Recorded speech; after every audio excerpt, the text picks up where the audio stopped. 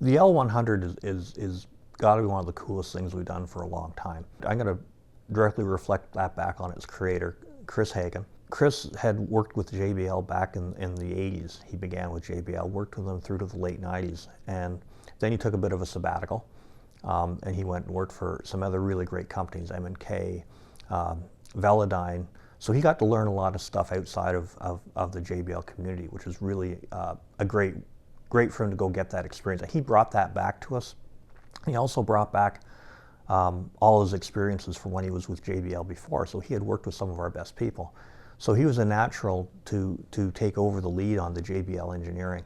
One of the first projects that he really had full range in was the 4312 SE, and we said, we really love this speaker, but it has this kind of industrial look about it, and it'd be great in a garage, great in a man cave. So now if we could package that and put that into a box that looked really nice like the L100, we'd have something really amazing. He went back to the drawing board. We took a lot of inspiration from the original L100 and said, wow, this is a greatly proportioned box. Of course, the L100 is the speaker that was in the famous Maxell tape ads.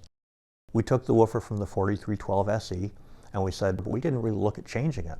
Well, now we looked at changing it. We said, okay, well, what could we do to it? What did we leave on the table last time that we can do to make this just a little bit better? When we did the 4312 SE, we looked at the mid-range and the tweeter and we said, yeah, these are absolutely fine components at this point. There's no point in changing these. So we didn't, but when we came to the L100, we said, all right, maybe we can put some money into this. If we had to do something, what would we do? So we went and we took the tweeter and we took the mid-range and we made them that little bit better. The tweeter in particular, we went from a neodymium motor tweeter to an oversized ferrite motor to get lots of go power to it. This is a brand new tweeter. It's got lots of go. It's got ferrofluid for cooling. This thing can take a lot more power. It'll have a lot less compression. It's definitely a worthy tweeter for the L100 speaker. Let's make sure that we put the best crossover in here that we can possibly afford. Chris did a great job on that crossover. We kept it with mostly air core inductors or a few iron core in there. But we put a lot of film caps in there. We looked at the port tube, little things like the port tube. We said, well, okay, traditionally the L100 did not have a flared port. Let's put a port on here that's worthy of this product. So we put a larger port on. We've retuned that box. This speaker is going to rock. This speaker is going to be the speaker that you play Freebird on. Freebird, right Yeah.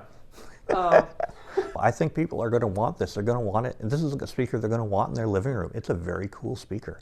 And it's going to also sell, I think it's going to sell a lot of classic rock records because people are going to want to relive those experiences. They're going to want to hear those tracks on that speaker because it's going to be amazing. They're going to hear things that they haven't heard before.